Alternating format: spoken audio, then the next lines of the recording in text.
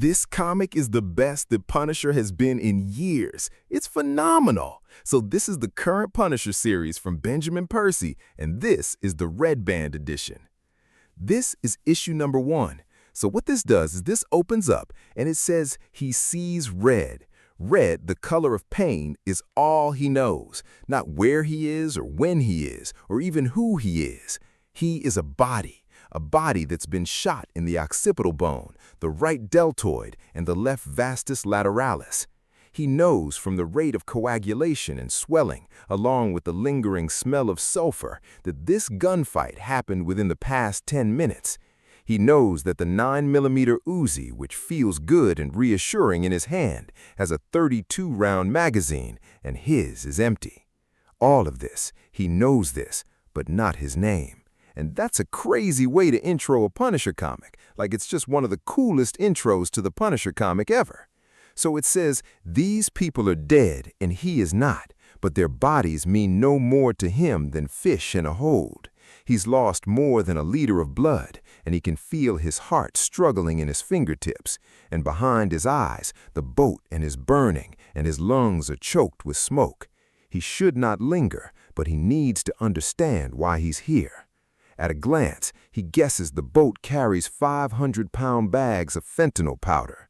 A blackness fills him like a yawning grave. He almost passes out again, but that sound, the familiar sound, brings him back. It is the scream of consequences. Cops are showing up on the scene here.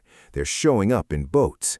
And he says what he does next is no different than yanking a hand away from a hot stove. It's pure instinct. It's what he was built to do. Their spotlights shatter, their holes splinter. He doesn't aim to kill. He opens fire on the cops, right? Frank Castle opens fire on the cops. And yes, he's done that before. It's not new for Frank. But like, wow, right? Because he says they do, right? They fired to kill back at him. So he runs, not because he's afraid, but because he cannot be captured or killed.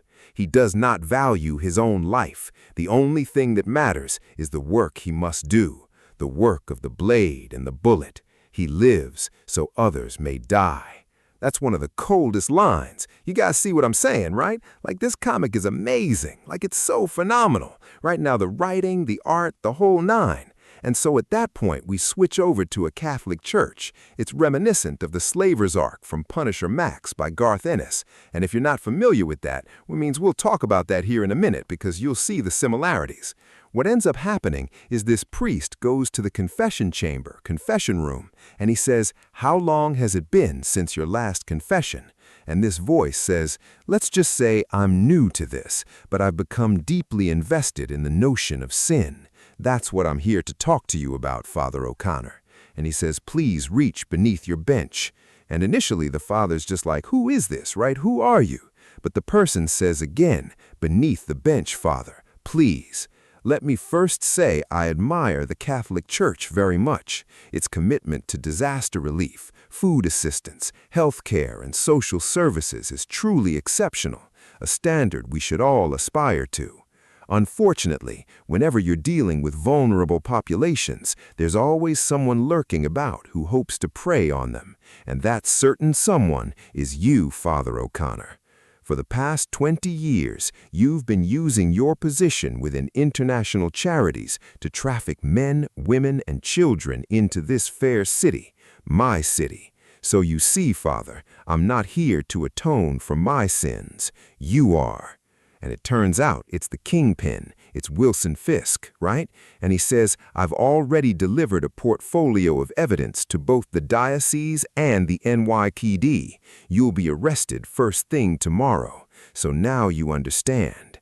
The gun, think of it as a kind of rosary, something to pray over, hoping for absolution." And the priest unalives himself. It's nuts. Now, why is this reminiscent of the Slaver storyline?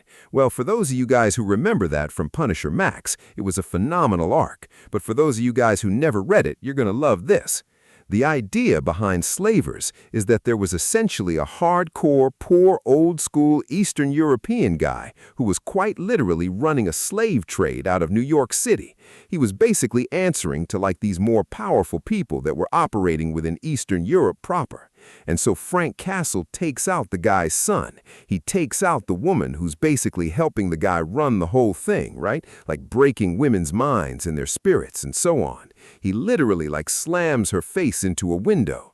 The son he kills by just cutting open his guts.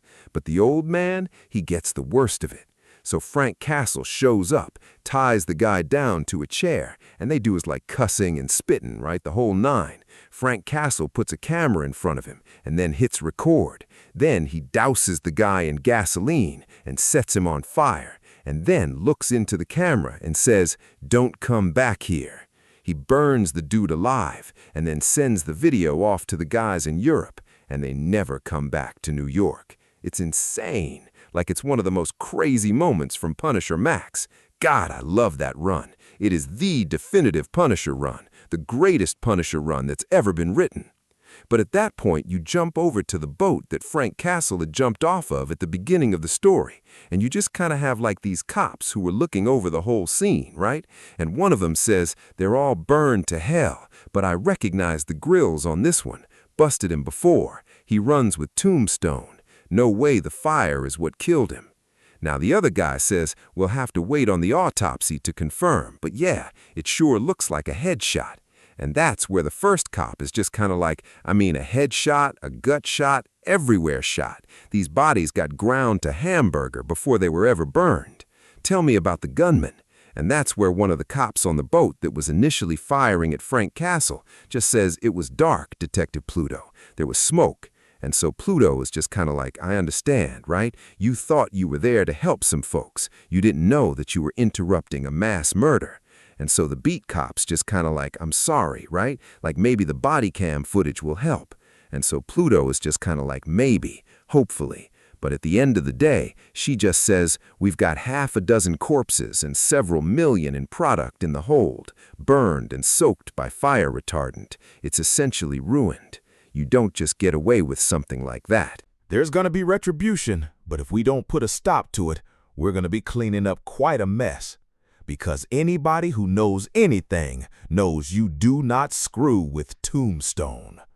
And that's true, man. Tombstone is hardcore. And I'm going to tell you guys right now, man, if you never loved Tombstone in your life, you are going to love him now.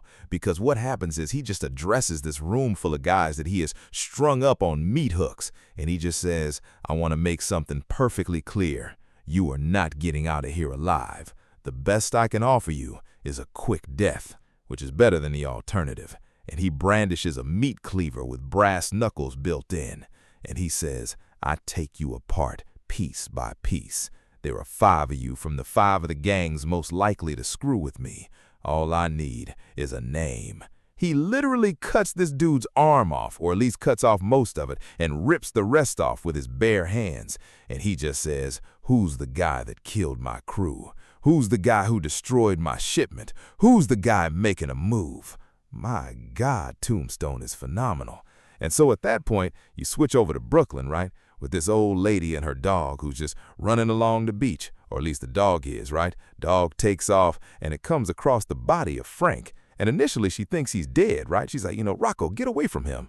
And then realizes he's alive. The guy starts puking his guts up, right? So clearly, he's basically awake. But in realizing that he's not dead, she's just like, "Oh, let me call you somebody, right? Somebody who can help. Let me call the cops or 911 or whatever it is, right? You need a hospital." And Frank just takes her phone, right? Crushes it and just says, "No hospital and no phone. Take me to your house now."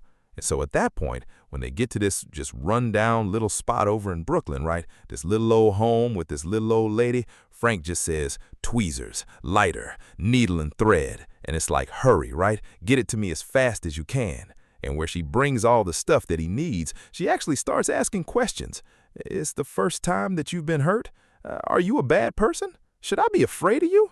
And then she just kind of corrects herself. She's like, "You know what?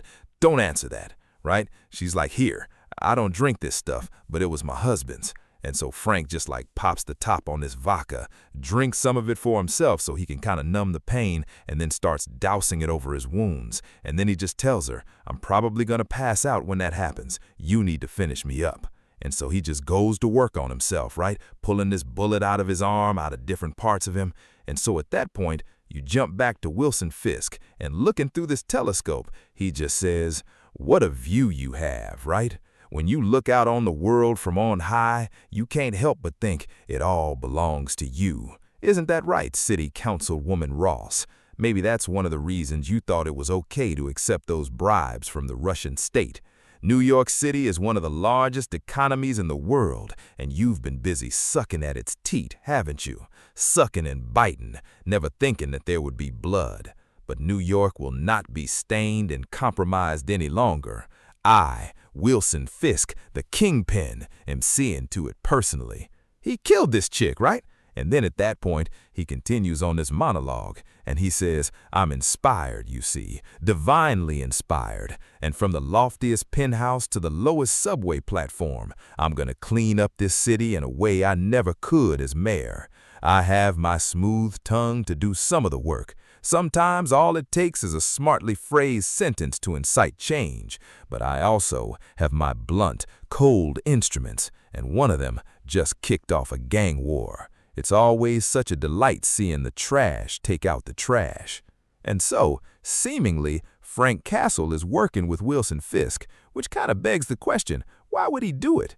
Now, truth to tell, it's not that far beyond Frank Castle to work with a villain if that one villain can help 100, 200, 1,000 criminals. Have no illusions, though. As soon as he's achieved his goal that one villain can help him achieve, he'll kill that villain. No questions asked, right? Like Frank will come for him.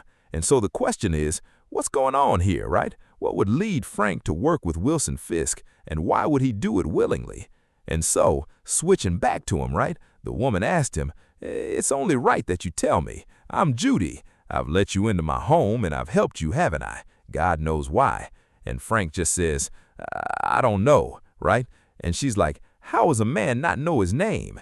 And Frank's just kind of like, "I guess that's what happens when you get a bullet to the brain."